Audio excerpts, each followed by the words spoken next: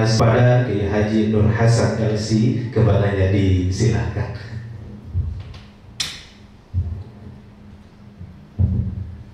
Bismillahirrahmanirrahim. Assalamualaikum warahmatullahi wabarakatuh. Innal hamdalillah nahmaduhu wa nasta'inuhu wa nastaghfiruh wa na'udzu billahi min shururi anfusina wa min sayyiati a'malina. Man yahdihillahu fala mudilla lahu wa man yudlil fala hadiya lahu. Asyhadu an la ilaha illallah wahdahu la syarika lahu wa asyhadu anna sayyidana wa nabiyyana Muhammadan 'abduhu wa rasuluhu la nabiyya ba'dahu. Allahumma salli wa sallim wa barik ala hadzal nabiyyil karim wa ala alihi wa sahbihi wa man tabi'ahum bi ihsan ila yaumiddin. Subhanaka la ilma lana illa ma 'allamtana innaka antal alimul hakim. Wa la haula wa la quwwata illa billahil aliyyil azim. Sayyidul mukarramin yang kita hormati sekalian para asatidzah, Fadilatul Mukarram Ustaz Muhammad Ramdhani hafizahullah, Fadilatul Mukarram Ustaz Abdul Khalid, dan segenap Bapak Ibu sekalian, para calon tamu Allah dan calon tamu Rasulullah Sallallahu Alaihi Wasallam. Saya berhenti aja, ngantuk saya. Bapak-bapak yang ngantuk, saya ngantuk. Baik Ibu sekalian, sebelum kita nanti berbicara masalah manasik yang lebih luas, maka terlebih dahulu mari bersama-sama kita melafalkan talbiyah. Yang biasanya talbiyah ini dibaca pada saat kita sudah dalam kondisi berihram. Tapi tidak ada salahnya kita baca saat ini dalam rangka untuk menghadirkan hati kita. Kita sambil belajar melafalkannya. Karena ungkapan ini adalah ungkapan yang paling sering kita ungkapkan nanti pada saat kita sudah dalam kondisi berihram. Apalagi kalau Bapak Ibu sekalian sedang berhaji. Mungkin kalau umroh karena waktunya pendek, biasanya kita tidak terlalu banyak. Tapi kalau sedang berhaji itu biasanya dari keluar hotel atau penginapan sampai ke Mina untuk mabit atau tarwiyah, sampai nanti selesai kita melaksanakan jumrah, itu terus kita lafalkan.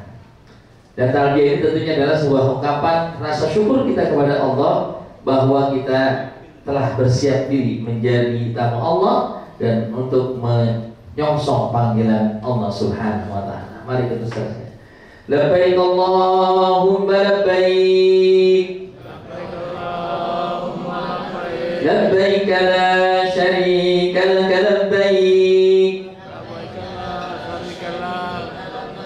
Innal hamda wa ni'mata laka wal mulk la syarika lak. Labbaik Allahumma labbaik. Labbaik la syarika lak labbaik. Innal hamda wan ni'mata laka wal mulk la syarika lak. Labbaik Allahumma labbaik. Labbaik la syarika lak labbaik. Innal hamda wan ni'mata laka wal mulk la syarika lak. Baik Bapak sekalian, kita lihat makna talbiyah. Talbiyah diambil dari bahasa Arab, dari fi'il labba yulabbi talbiyatan. Artinya apa? Aku penuhi panggilanmu. Berarti perjalanan umroh ini semata-mata atas perkenan Allah Subhanahu wa ta'ala. Kalau dihitung dari harta, mungkin banyak orang yang lebih kaya dari kita, tapi belum tentu mereka pernah berhaji atau berumrah. Dan tidak sedikit pula orang yang tidak punya uang, tapi dia bisa berangkat haji dan berangkat umrah, bahkan tiap bulan berangkat.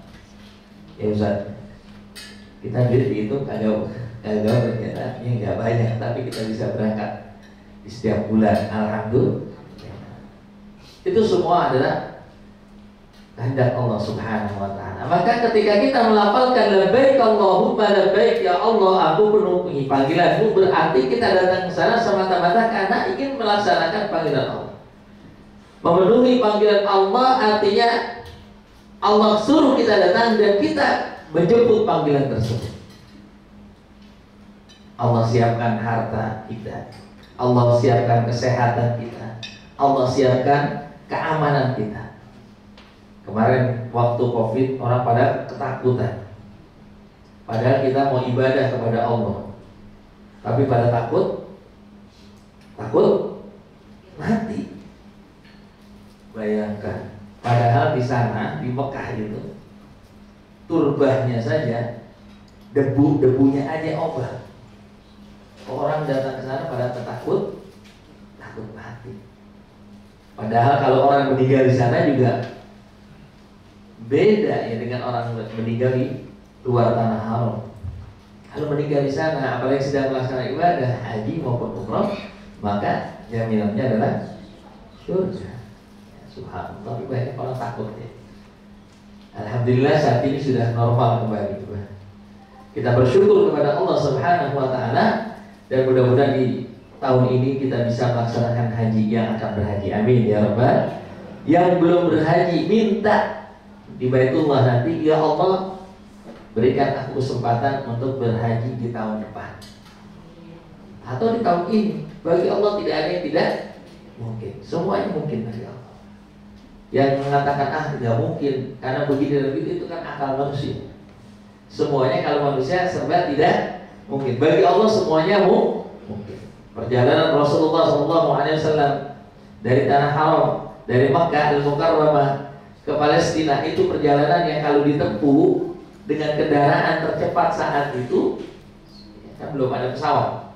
Kita naik pesawat aja dari Jeddah ke Jordania, ya, dengan karena pesawatnya biasanya kalau kita mau ke Palestina itu lewat Jordania, ataupun mungkin bisa ke Mesir, atau mungkin ke Tel Aviv. Itu kan perjalanan menuju ke arah sana ke Palestina itu kurang lebih sekitar 1 jam 50 menit sampai 2 jam. Itu paling cepat sekarang. Dulu Rasulullah SAW dari Mekah ke Palestina, ke Al-Aqsa, ke Sidratul Muntaha itu hanya sepertiga malam. Yang jaraknya menurut logika itu tidak akan mungkin bisa ditempuh dalam waktu secepat itu. Bahkan menurut riwayat, ketika Rasulullah kembali lagi ke Mekah, masih hangat tempat tidur beliau. Lagi-lagi ini adalah merupakan mukjizat, dan segala sesuatu yang Allah kehendaki maka tidak ada yang tidak mungkin. Yang mungkin itu tidak ada tidak mungkin bagi Allah Subhanahu wa taala. Semuanya menjadi mungkin. Oleh sebab itu Bapak Ibu sekalian, perjalanan umrah ini adalah merupakan perjalanan yang harus kita syukuri. Maka malam hari ini sebelum kita berangkat, besok, maka malam hari ini kita minta kepada Allah Subhanahu wa taala kemudahan dalam perjalanan kita, agar supaya dalam perjalanan diberikan kelancaran, kemudahan, keberkahan. Jangan sampai ada hal-hal yang mengganggu kenikmatan kita dalam beribadah kepada Allah Subhanahu wa taala. Segala apa-apa yang ada di rumah sudah tinggalkan. Bagi ibu-ibu yang punya anak kecil, kayaknya udah nggak ada punya anak kecil ini ya, udah nggak usah dipikirin. Mungkin yang punya cucu barangkali ya. Biasanya kan kalau seorang nenek itu lebih sayang kepada cucunya ketimbang ibunya. Maksudnya nggak usah dipikirin. Ya. Kita akan menuju Allah, maka jaminan kita adalah Allah Subhanahu wa taala. Maka dalam salah satu doa ketika kita dalam perjalanan, Allahumma antas sahibu fis safar wal khalifatu bil ahl. Allahumma inni a'udzubika min wahda'is safar wa ka'abatil manzar wa su'il munqalab fil mali wal ahli wal walad. Itu doa kita. Ya Allah, Kaulah sebaik-baik teman dalam perjalanan, dan Kaulah sebaik-baik dijaga dari yang aku tinggalkan. Ya, dan aku memohon kepadamu mohon pelindungan kepadamu dari kesukaran dan hal-hal yang tidak menyenangkan dalam perjalanan, baik terhadap harta, anak, dan keluarga. Itu kita mohon kepada Allah, maka sudah serahkan kepada Allah. Bismillahirrahmanirrahim, tawakkaltu 'ala Allah wala haula wala quwwata illa billah. Tidak. Termasuk ketika kita dalam perjalanan, biasanya dalam pesawat kita suka goyang-goyang ya. Kalau lagi angin, wah ngeri juga itu. Sudah, tawakkal ala Allah. Berbanyak sholawat, ya. Berbanyak sholawat. Mudah-mudahan Allah Subhanahu wa taala jaga dalam perjalanan kita. Amin ya rabbal dari pergi sampai kita kembali. Bapak Ibu sekalian rahmat Allah. Jadi tidak ada jaminan orang kaya itu pasti bisa berhaji atau berumrah. Yang menjadi jaminan adalah panggilan Allah itu sendiri. Ya.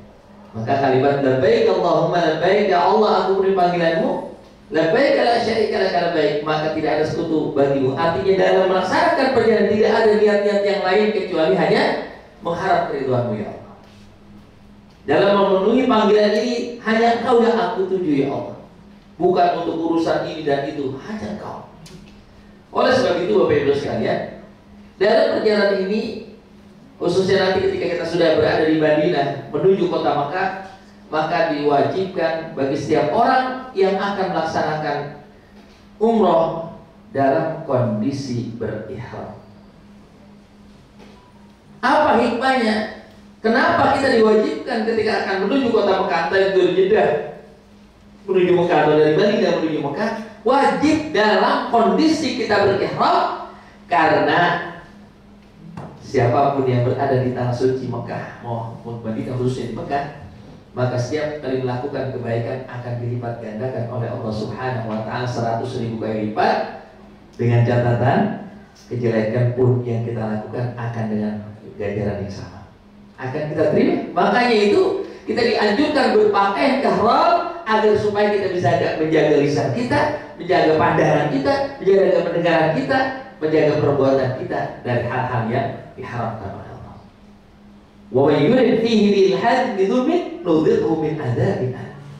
Siapa yang baru punya niat yang untuk melakukan kebaikan atau keburukan, maka akan Allah timpahkan kepadanya.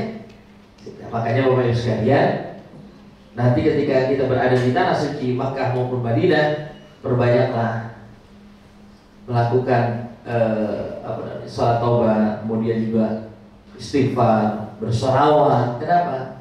Karena kadang-kadang kita tanpa sadar, ya, iseng kita mandang sesuatu, kita komentari. Hati-hati. Kalau seandainya ketika kita berangkat ke tanah suci Makkah dan Madinah, lisan kita masih sembarangan berkata, pandangan kita, pendengaran kita masih sembarangan, kita akan bisa tertolak ketika kita mengungkapkan labbaik Allahumma labbaik, labbaik la syarika lak labbaik, innal hamda wan ni'mata lak wal mulk la syarika lak. Kata malaikat penjaga tanah suci, la labbaik wa la sa'dik,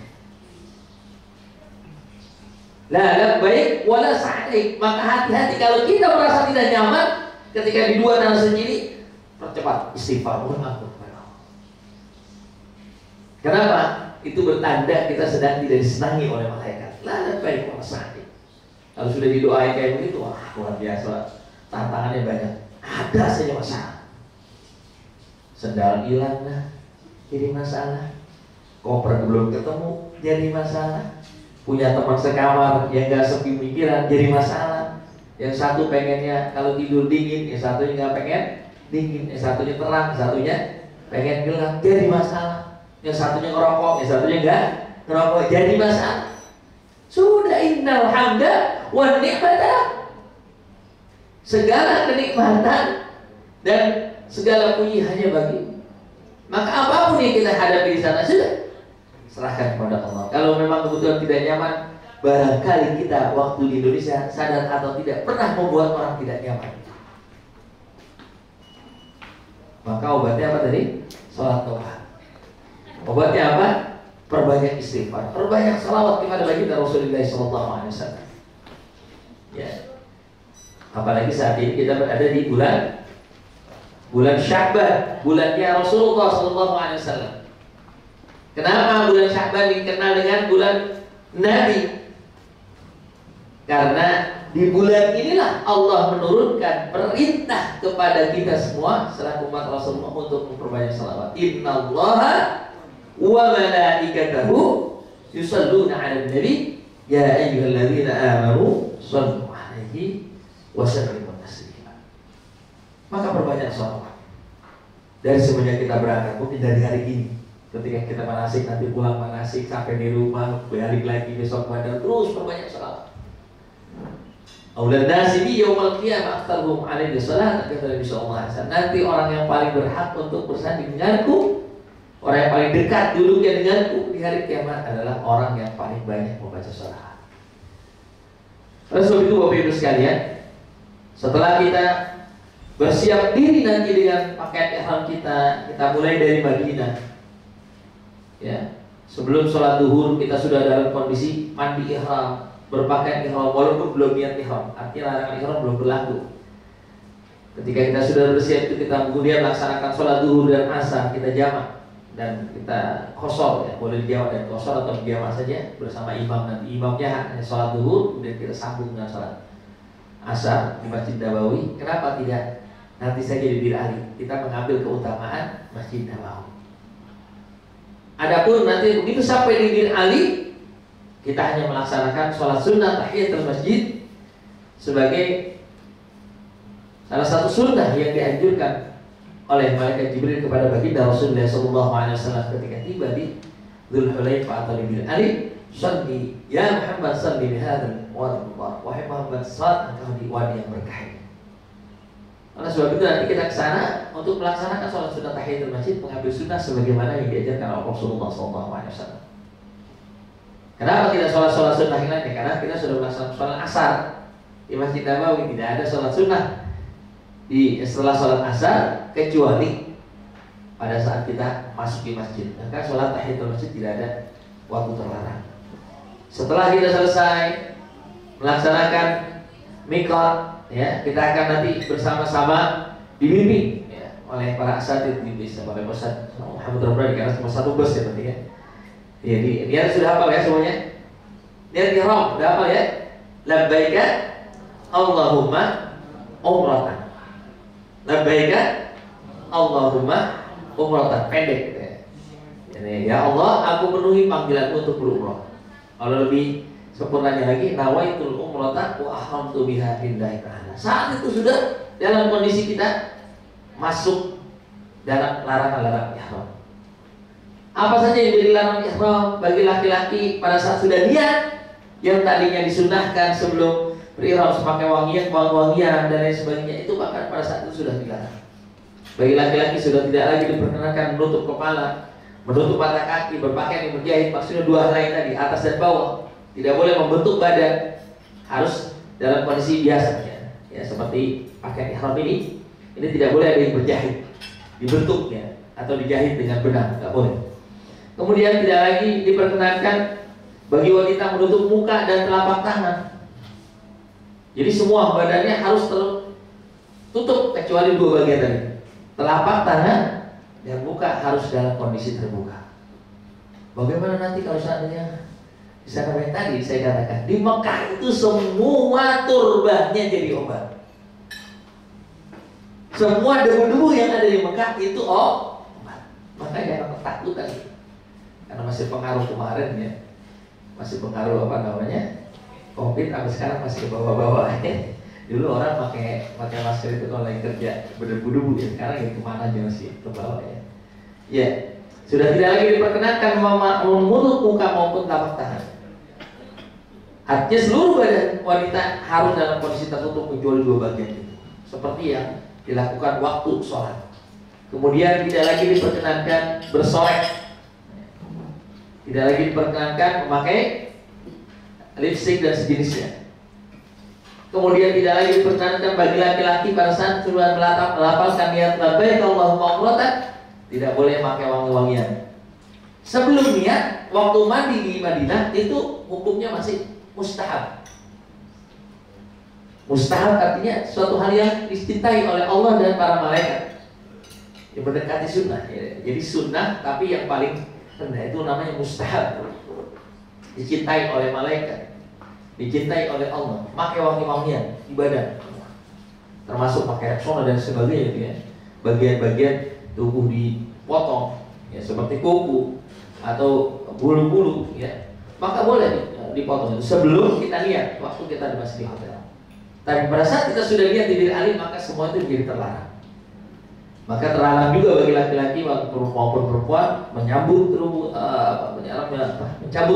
bulu atau rambut di bagian tubuh manapun, ya. Termasuk memotong kuku, kemudian merusak tanaman, merusak bagian daripada tanaman itu, entah dahannya, entah itu buahnya ataupun daunnya, sudah tidak boleh lagi. Kalau sekali kita melanggar, maka wajib kita terkena denda. Kemudian Bapak sekalian, tidak lagi dibolehkan kita berkata-kata yang tidak senonoh, ya. Wala rafat, wala fusuk, ataupun melakukan dosa-dosa kecil, apalagi dosa besar. Wala jidal, ataupun berbantah-bantahan di antara sesama. Maka hal itu yang harus senantiasa kita jaga, Bapak sekalian. Termasuk juga dilarang untuk menikah atau menikahkan atau menjadi saksi dalam pernikahan. Jika seandainya ada yang mau menikah di Mekah atau di Madinah, maka di Mekah khususnya, maka harus sudah dalam kondisi nanti tahallul. Ya, selepas kita melaksanakan umrah dan selesai tahallul, maka dibolehkan saat itu. Pada saat kondisi berihram, maka tidak boleh, walaupun hanya menyaksikan. Ya. Dan yang paling berat adalah berhubungan suami istri sebelum tahallul. Kenapa? Kalau seandainya bisa melakukan itu sebelum selesai tahallul, maka sanksinya adalah harus memotong seekor onta. Berapa onta harganya? 10.000 real. Kalau dikalikan 4.000 berarti berapa? 40 juta ini. Jadi mahalan sanksinya ketimbang biaya umrohnya. Maka tunggu sebentar, ya, sampai selesai pelaksanaan tahallul, maka diperbolehkan saat itu kita melakukan hubungan suami istri, bahagia bersuami istri. Baik Bapak sekalian, pada saat kita sudah selesai niat kita, kemudian kita melanjutkan perjalanan menuju kota suci Makkah Al-Mukarramah, maka disunahkan sepanjang perjalanan itu kita membaca talbiyah tadi. Labbaik Allahumma labbaik, labbaik la syarika lak labbaik, innal hamda wan ni'mata lak wal mulk la syarika lak. Terus ditambah dengan shalawat, Allahumma shalli ala Muhammad wa ala Muhammad kama shallaita ala Ibrahim wa ala Ibrahim barik, dan seterusnya. Perbanyak baca shalawat. Bolehkah kita baca Quran? Silakan. Dan perjalanan cukup panjang itu dari Madinah menuju Mekah, itu kurang lebih sekitar 400 kilo. Kalau seandainya ngantuk ya tidur. Dengan tujuan niatkan waktu mau tidur itu untuk memperkuat badan tubuh kita, karena kita akan melaksanakan tawaf dan sa'i. Sampai kita di kota suci Makkah Al-Mukarramah, Bapak Ibu sekalian, kita langsung masuk ke hotel, ya, makan malam, kemudian bersiap untuk pelaksanaan tawaf. Ya. Namun sebelumnya kita akan melaksanakan sholat Isya dan Maghrib dengan di jamak akhir.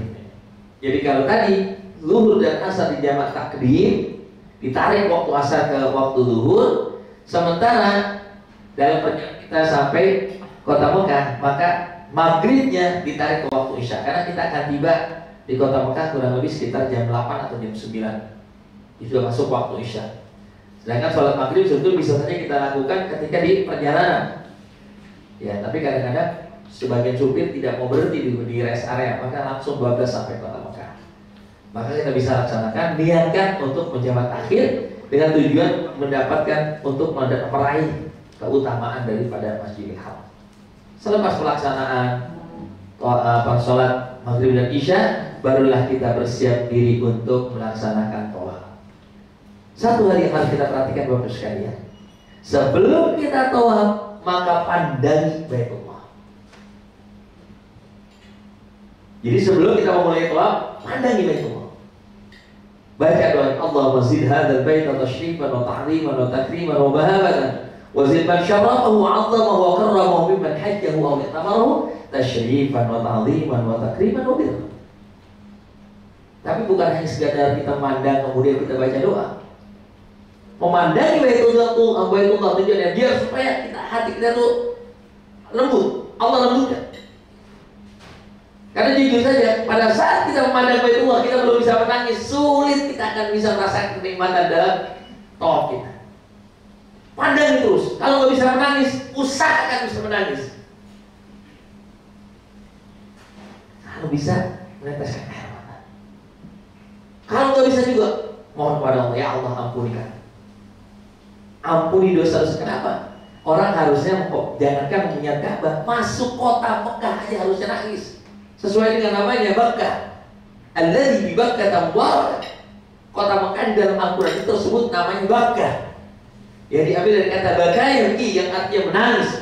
Harusnya orang baru sampai di kota Mekah harusnya sudah menangis. Kalau belum bisa menangis, pada saat dia memandangi Baitullah harusnya dia bisa menangis.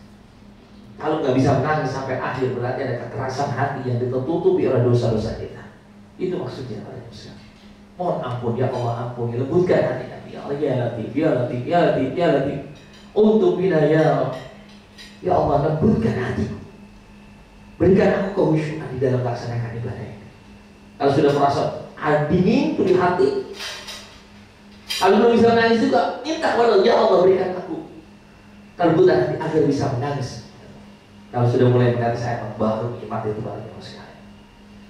Baru kita mengangkat tangan kita beristilah di sisi Hajar Aswad. Bismillahirrahmanirrahim, Allahu Akbar. Angkat tangan kita, kemudian kita kecup. Bismillahirrahmanirrahim, Allahu Akbar.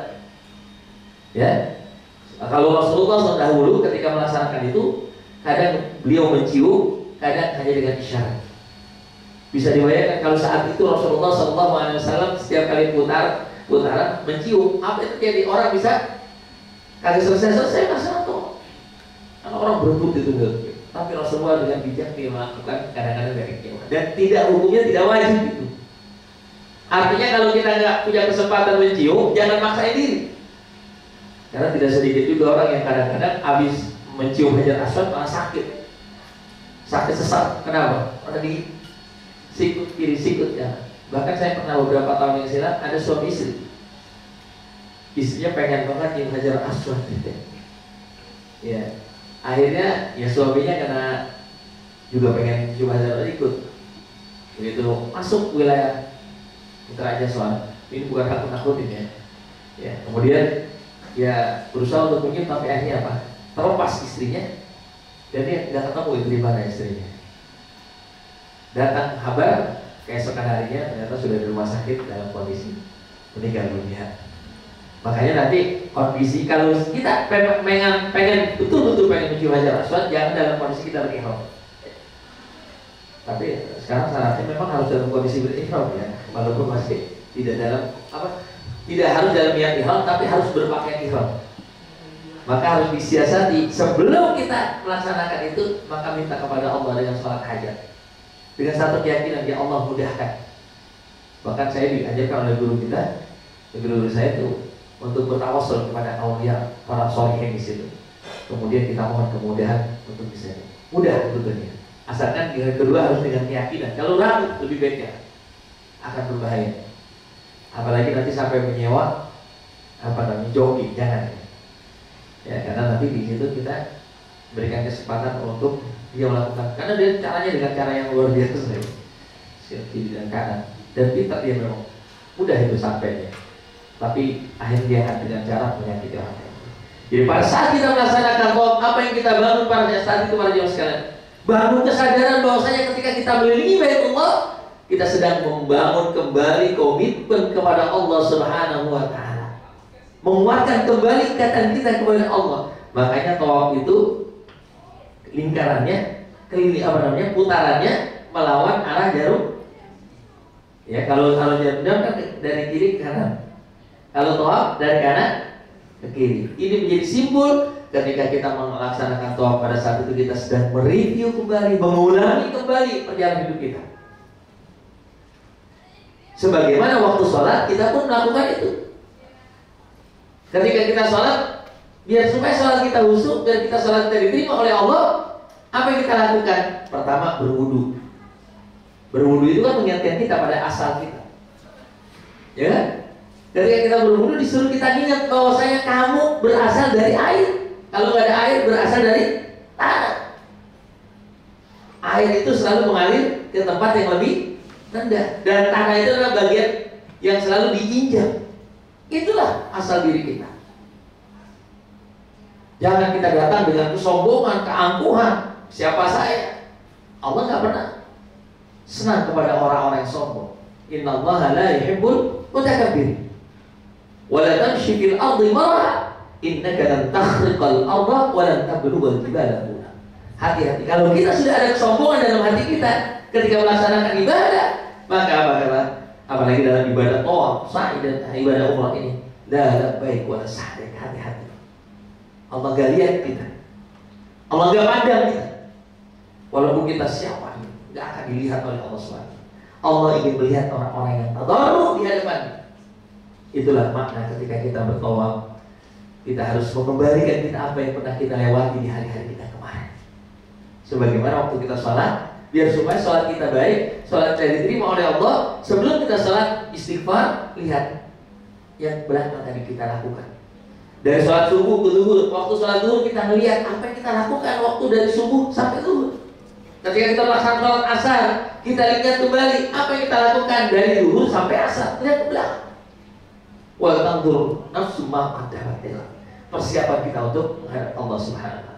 Maka begitu juga tawaf. Di setiap kali kita mulai bismillah, Allahu akbar, kita ingat lagi Allah kemarin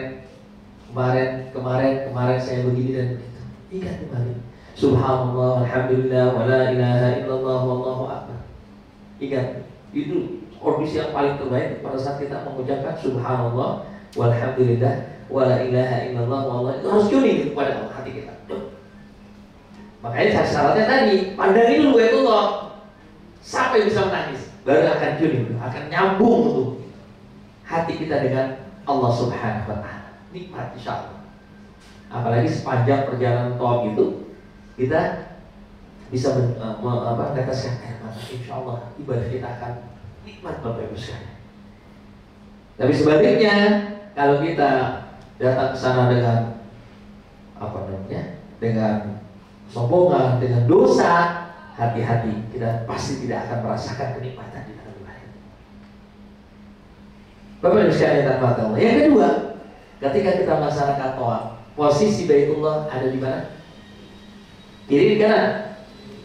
Kiri. Kenapa harus sebelah kiri? Kenapa ada di sebelah kiri kita Baitullah? Karena kita punya jantung ada di mana? Jantung kita ada di mana? Di kiri, biar supaya kita dekat dengan Baitullah. Hati kita lebih dekat dengan Allah. Dan ketiga, berapa putaran kita? 7 putaran. Apa maksudnya? Kata 7, angka 7 adalah angka yang paling tertinggi dulunya. Sebelum diketemukannya angka 8 dan 9. Itu angka. Maksudnya apa? Sembahlah Allah semaksimal mungkin yang kita bisa. Beribadah kepada Allah dengan totalitas kita yang paling tinggi yang kita bisa lakukan. Dan dulu kita belajar itu do re mi fa sol la si. Setelah si, do lagi, balik lagi. Berarti angka tertinggi sana. Jadi ketika kita melaksanakan tawaf, lakukanlah tawaf itu dengan semaksimal mungkin, sehusyuk mungkin, sebanyak mungkin kita beribadah, berdoa kepada Allah Subhanahu. Ya, makanya nanti ada doa itu yang telah disusun oleh para ulama. Udah pada hafal belum itu? Udah hafal belum? Tapi gak usah khawatir ya, karena nanti juga akan dibimbing dalam membacanya. Makanya apa itu? Headset. Tapi kalau headsetnya rusak, ntar jadi masalah. Baca sendiri. Kalau belum bisa baca, maka tulis saja doa-doa apa yang kita minta kepada Allah. Kenapa? Tempat kita bertawaf itu adalah tempat yang mustahil untuk berdoa. Jangan sampai kita lewati tempat itu dengan hanya bicara, ngobrol, nggak keluar. Tempat itu mustahil. Kenapa? Semua nabi dari Nabi Adam sampai baginda Rasulullah yang berjumlah 240.000 para nabi yang Allah utus, semuanya pernah datang ke situ, menginjakkan kakinya di situ. Begitu juga para aulia Allah. Maka pada saat kita melaksanakan tawaf, saat itu kita sedang menyatukan langkah kita dengan langkah para anbiya dan mursalin. Oleh sebab itu Bapak sekalian, Rasulullah mengatakan al-hujjaj wal ummar waqtullah. Orang yang berhaji, orang yang berumrah itu adalah delegasi Allah. Orang yang bakal dijadikan percontohan nanti ketika mereka pulang. Makanya Bapak Ibu sekalian, sebetulnya perjalanan umrah mah sebentar. Tapi yang berat itu nanti pas pulang, orang bakal lihat nih, yang pulang umrah berubah nggak ya? Kan begitu? Ini pulang umrah berubah nggak? Kalau seandainya berubah, maka dia akan menjadi setiap ibadahnya akan dilipat gandakan oleh Allah Subhanahu wa Ta'ala. Kenapa? Jadi contoh, wah benar ya. Kalau seandainya ada perubahan yang signifikan dalam kehidupan kita, tata cara kita berkata-kata, tata cara kita berperilaku dan seterusnya, termasuk dalam berpakaian, maka akan menjadi menjadi penyemangat bagi teman-teman. Maka kita akan bisa berdakwah dengan itu. Maka pahalanya akan dilipat gandakan. Bahkan setiap doa-doanya akan ditunggu. Makanya tidak heran kalau banyak orang ketika kita pulang umroh atau orang baru pulang melaksanakan umroh atau haji, biasanya didatengin. Buat apa? Dimintain doa. Bukan kita yang hebat, karena pada saat kita pulang dari umroh dan umroh kita diterima tadi oleh Allah dan para malaikatnya, disitulah mereka akan ngikutin kita selama 40 hari namanya. Makanya jangan sembarangan ngomong ya. Jangan sekata-katanya, jangan seomong-omongnya. Kenapa? Didengar sama malaikat selama 40 hari itu. Makanya dianjurkan kita untuk terus mengikat hati kita dengan Allah agar supaya perkataan kita, perbuatan kita menjadi catatan kebaikan yang dilipat gandakan oleh Allah Subhanahu wa Ta'ala. Jadi ada berapa putaran tadi? 7 putaran yang berarti kita harus memaksimalkan ibadah kita, mengikat kembali ikatan kita kepada Allah Subhanahu wa Ta'ala. Dan di tempat itu banyak tempat mustajab. Salah satunya adalah di Multazam. Multazam itu di bawah pintu Ka'bah. Tapi kita tidak boleh mendekati itu karena semua sudah dilumuri oleh minyak wangi. Kecuali nanti setelah kita tahallul silakan ke situ. Minta ke situ kepada Allah karena tempat itu adalah tempat yang luar biasa. Cuma masalahnya kalau kita udah bisa gelahirkan itu di berpegangan di pintu Ka'bah itu biasanya tokles, sulit ngomong, apalagi kita minta. Maka pada saat itu minta kepada Allah kebaikan dunia dan akhirat. Rabbana atina fid dunya hasanah wa fil akhirati hasanah wa qina adzabannar. Perbanyak sholawat, minta kepada Allah kebaikan buat keluarga kita dan semuanya urusan dunia kita dan akhirat kita. Biasanya kita di situ udah susah ngomong, hanya bisa menangis. Coba-coba sekali-kali bapak-bapak ya. Kalau untuk meraih Hajar Aswad itu sulit, tapi di situ insya Allah lebih mudah. Itu tempat yang mustajab. Di tempat itu adalah tempat yang mustajab Hijr Ismail, itu yang sebelah sana itu ya. Yang tempat seperti U gitu ya. Nah ini adalah merupakan Hijr Ismail. Dulunya adalah bangunan Ka'bah, tapi kemudian ketika dibangun kembali hanya bagian kotaknya itu aja, buka. Itu juga adalah tempat yang mustajab. Termasuk di bawahnya itu pancuran emas atau bidar, itu juga mustajab. Tempat-tempat itu minta kepada Allah Subhanahu wa Ta'ala apa yang hajat merupakan hajat-hajat kita. Termasuk pada saat kita minum air Zam-Zam. Makanya air Zam-Zam itu air yang dahsyat Bapak Ibu sekalian. Ya nanti manfaatkan air Zam-Zam itu untuk hajat-hajat kita. Termasuk kalau Bapak Ibu sekalian, ya ada di antara keluarga, ada di antara teman, sahabat yang terkena jin, kasih aja air Zam-Zam. Ya, saya pernah dipanggil satu sekolahan, anak-anak semuanya kemasukan jin. Sudah, saya mah nggak ngerti apa, cuma saya punya azam tuh, saya kasih azam tuh, selesai semua. Ya, jadi azam itu luar biasa. Apa tidak syirik? Enggak syirik karena Rasulullah yang menyuruh. Ma'u Zam-Zam lima syuribalahu, air Zam-Zam itu tergantung niat orangnya meminumnya. Karena Rasulullah yang menyuruh, maka silakan. Kita punya hajat apa, kita punya niat apa, silakan minum. Insya Allah akan Allah mudahkan segala hajat. Tapi harus dengan kekhusyuan. Pada saat kita minum air Zam-Zam, termasuk juga di rukun Yamani. Di rukun Yamani itu, di atas rukun Yamani ada malaikat yang selalu mengaminkan doa kita. Maka doalah dengan yang terbaik. Apa doa yang terbaik? Rabbana atina fid dunya hasanah wa fil akhirati hasanah wa qina adzabannar. Sampai mana? Sampai kita bertemu dengan rukun Hajar Aswad. Termasuk juga tempat yang mustajab adalah di mana? Di Sumur Zam-Zam. Sekarang Sumur Zam-Zam itu sudah ditutup. Posisinya ada di sini Bapak sekalian. Dulu masuknya di bawah sini, ya, lurus dengan sini, turun ke bawah. Tapi mulai 2004 dulu sudah ditutup, jadi kita tidak lagi bisa masuk ke dalam. Termasuk juga tempat yang mustajab adalah Safa dan Marwah. Ya. Itu adalah tempat yang mustajab. Jadi banyak sekali tempat-tempat yang mustajab untuk kita berdoa, maka manfaatkan di tempat-tempat itu kita berdoa kepada Allah. Termasuk kita berdoa untuk orang-orang yang kita cintai, keluarga, teman, kerabat dan seterusnya. Ya. Termasuk juga di belakang Maqam Ibrahim. Maqam Ibrahim itu tempat berdirinya Nabi Ibrahim ketika membangun Ka'bah. Di situ ada bekas telapak kaki Nabi Ibrahim ketika beliau berdiri membangun Baitullah. Ya. Berarti jaraknya kan jauh itu. Karena orang dulu kan tinggi. Ya. Menurut riwayat Nabi Ibrahim itu tingginya sampai 16 meter. Allah. Sedangkan Ka'bah itu tingginya dulu ketika dibangun oleh Nabi Ibrahim 11 meter. Disitulah Nabi Ibrahim berdiri untuk membangun Baitullah. Ya. Bapak Ibu sekalian dan rahmat Allah. Jadi kalau kita lihat banyak sekali rahasia-rahasia yang kenapa kita melaksanakan tawaf di tempatnya. Termasuk Baitullah ini adalah merupakan pengikat atau penghubung antara langit dengan bumi. Karena di atas Baitullah Nur, atas disitulah ada arsy Allah Subhanahu wa Ta'ala. Wa kana arshuhu 'alal ma, arsy Allah itu dikelilingi oleh air. Ternyata Baitullah pun begitu, di bawahnya ada air. Air apa itu? Air Zam-Zam yang setiap saat didoakan, setiap saat diinjak, ya. Makanya tidak heran kalau air itu menjadi obat dari segala obat. Harusnya kita tawafnya di sana, Bapak Ibu sekalian. Di mana? Di arsy Allah, tapi kan nggak mungkin sampai.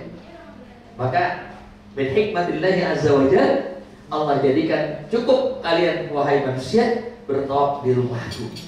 Artinya itu simbol arsy Allah. Cukup kita bertawaf di situ, berarti sama kita melaksanakan ibadah sebagaimana ibadah malaikat yang selalu bertawaf di arsy Allah, di Sidratul Muntaha. Bapak dan Ibu sekalian yang dirahmati Allah, selesai kita melaksanakan tawaf, kemudian kita berdoa, melaksanakan sholat sunnah tawaf di belakang Maqam Ibrahim. Setelah itu kita menuju ke mas'a ataupun sa'i. Satu hal yang harus dicatat Bapak sekalian, bahwa tawaf itu seperti sholat. Maksudnya bagaimana? Kita wajib dalam kondisi bersuci. Nah, kalau seandainya batal, maka wajib wudu lagi. Umpamanya baru dapat 2 putaran batal, maka wudu melanjutkan hitungan berikutnya. Itu bedanya. Kalau sholat batal walaupun sudah tahiyat akhir, belum salam batal, harus mulai dari awal. Kalau tawaf tidak harus memulai dari awal, tapi cukup menambah dan menyambung dari yang terputus tadi. Wajib dalam kondisi berwudu. Bagaimana nanti pada saat kita tawaf bersentuhan dengan orang-orang luar ataupun dengan orang yang lain jenis, maka tidak menjadi batal ada karena apa? Dalam kondisi darurat. Yang kedua, kita mengambil pendapat salah satu qaul asy-Syafi'iyah, la misdu malbus, yang batal itu kalau yang sengaja dia menyentuh, tapi kalau tersentuh maka tidak batal. Tidak ada satupun yang Allah utus dari para nabi kecuali mereka ketika kecilnya pernah menggembala kambing. Dalam menggembala kambing itu luar biasa. Dan ini diambil pelajaran oleh orang-orang barat, kemudian dibuat sebuah penelitian. Ternyata para saudagar kaya raya yang di Eropa itu rata-rata adalah para penggembala, para pengusaha, para peternak. Para peternak, luar biasa para jemaah sekalian. Yang kedua adalah berdagang, karena Rasulullah juga adalah seorang pedagang. Nah, Bapak Ibu sekalian, perjalanan sa'i dimulai dari Bukit Sofa. Bukit Sofa. Sofa artinya apa? Kemurnian. Sofa artinya apa? Ketulusan, kebersihan. Maka mulailah ibadah kita, mulailah usaha kita dalam syariat kita dengan menyambut nama Allah Subhanahu wa Ta'ala. Makanya Bapak sekalian, sebelum kita memulai sa'i, dianjurkan kita menghadap ke Baitullah. Abda'u bima bada'a Allahu bihi wa rasuluh, inna safa wal marwata min sya'airillah, faman hajja al-baita aw i'tamara fala junaha alayhi an yatawafa bihima, wa man tatawwa'a khairan fa inna Allaha syakirun alim. Allahu akbar, Allahu akbar, Allahu akbar, la ilaha illallah, wallahu akbar, Allahu akbar walillahil hamd. Allahu akbar ala ma hadana, walhamdulillahi ala ma aulana, la ilaha illallah wahdahu la syarika lahu, dan seterusnya. Pada saat kita melaksanakan sa'i, dianjurkan kita memperbanyak takbir. Sebagaimana pada saat kita melaksanakan tawaf, dianjurkan kita memperbanyak tasbih. Jadi kalau tawaf bertasbih, Pada saat sa'i dianjurkan perbanyak takbir. Allahu Akbar, la ilaha illallah, Allahu Akbar, walillahil hamd. Di situ ada pilar warna hijau, sekarang nggak ada. Tapi sekarang diganti pakai lampu warna hijau. Yang itu dulunya adalah merupakan batil wadi, tempat yang paling rendah di antara Safa dan Marwah. Makanya Siti Hajar dulu agak berlari 4. Karena dari tempat itu ada tempat yang rendah. Biasa kita kan kalau tempat yang rendah agak berlari. Ini mengisyaratkan bahwasanya di dalam usaha kehidupan kita, entah itu dalam pekerjaan, entah itu dalam bisnis, entah itu dalam usaha-usaha yang kita lakukan, ada kondisi-kondisi Allah mudahkan dalam urusan kita. Apa yang kita lakukan? Percepat menuju Allah. Fafirru ilallah. Maksudnya apa? Jangan nunggu ntar. Biasanya kan kita kalau habis dapat bonus, kita habis dapat apa namanya, goal, apa namanya, kita punya bisnis, biasanya tar dulu. Kan begitu kebanyakan. Dipegang dulu, di apa namanya, diolah lagi dulu, diputar lagi. Lupa sama yang memberikan itu. Lupa sama Allah Subhanahu wa taala yang telah memberikan kita rezeki. Ya. Pada saat itu kita harus memperbanyak. Di saat Allah mudahkan kita, maka perbanyaklah ibadah kepada Allah. Sebagaimana nanti satu saat kita akan mengalami ketika kita mau naik ke apa namanya, ke bukit Marwah ataupun Safa, itu naik jalan itu agak sedikit terjal dan melelahkan, panjang lagi naiknya. Maka begitu juga dalam kehidupan kita, pada saat kita diuji oleh Allah, sebenarnya kita sedang mau diangkat oleh Allah. Tidak sedikit orang yang diuji dengan kemudahan dia jatuh, tapi ketika diuji dengan kesulitan dia sabar. Makanya waktu sekalian dalam hati Allah, Siti Hajar ketika mencari air di antara Safa dan Marwah, sebetulnya dia juga tahu cukup sekali aja. Di Safa nggak dapat, di Marwah nggak dapat, ya sudah. Tapi karena dia ingin memaksimalkan, ya sudah. Kalau 7 kali nggak dapat, ya sudah. Saya pasrah kepada Allah. Apa yang terjadi pada jemaah sekalian?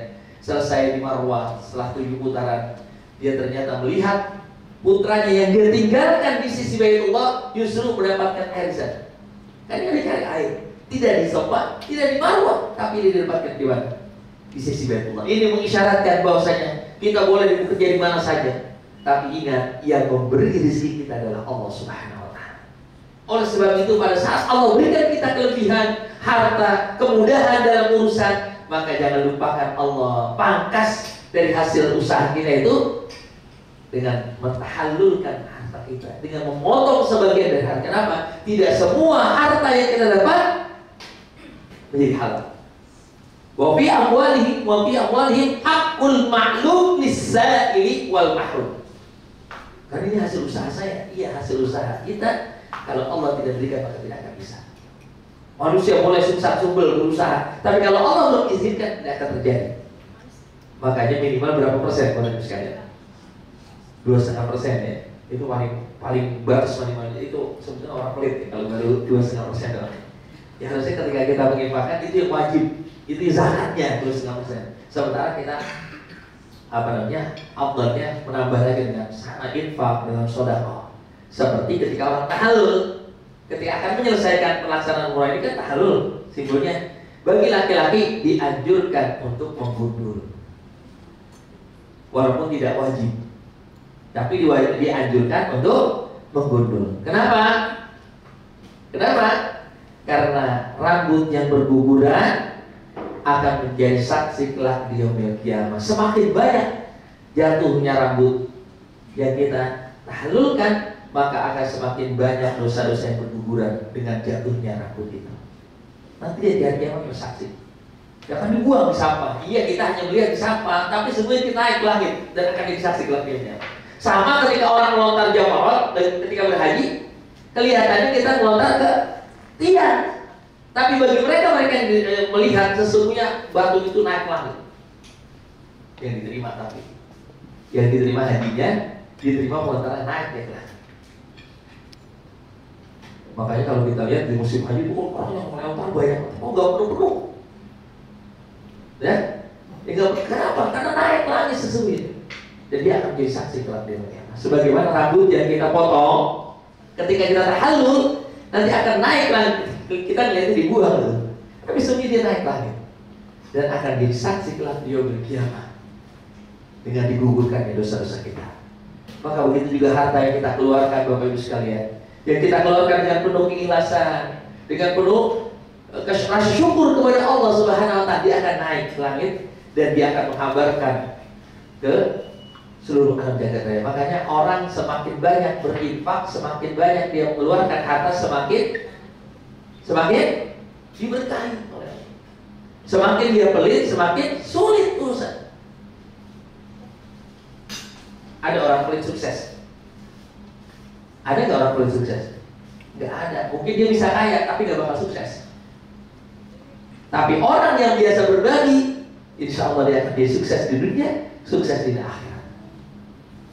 Kenapa? Karena yang namanya harta itu ibarat air. Ya, air kalau kita tahan, apa yang terjadi? Air kalau kita tahan, apa yang terjadi? Akan banjir, akan meluber kemana-mana. Maka begitu juga harta, kalau seandainya kita tahan, maka dia akan kemana-mana, akan berbahaya buat kita. Ya. Makanya Bapak Ibu sekalian, perjalanan umrah itu perjalanan yang luar biasa. Membangun rasa kesadaran kita kepada Allah agar kita menjadi hamba-hamba Allah yang seutuhnya. Maka semakin tanda cinta kita kepada Allah semakin besar, akan semakin besar pula rasa pengorbanan kita untuk agama Allah. Tapi kalau kita belum punya rasa mahabbah kepada Allah dan pada Rasulnya, sulit kita untuk berkorban. Contohnya dulu ketika kita akan mau menikahi orang yang akan kita cintai, bapak-bapak ya, dulu waktu mau menikah sama ibu sama istri, kira-kira pengorbanannya besar bukan?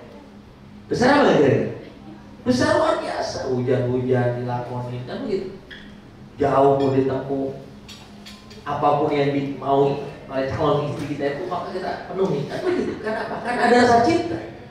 Maka kalau kita memang betul-betul mahabbah kepada Allah dan Rasulnya, insya Allah apapun yang Allah suka akan kita lakukan. Maka ada sebuah doa yang diajarkan oleh Rasulullah SAW. Allahumma rzuqna hubbaka wa hubba man yuhibbuka wal amal alladhi yuballighuna ila hubbik. Ya Allah, karuniailah aku rasa cinta kepadamu dan rasa cinta kepada orang yang mencintaimu, serta rasa cinta kepada amalan yang menjadikan aku dekat kepadamu.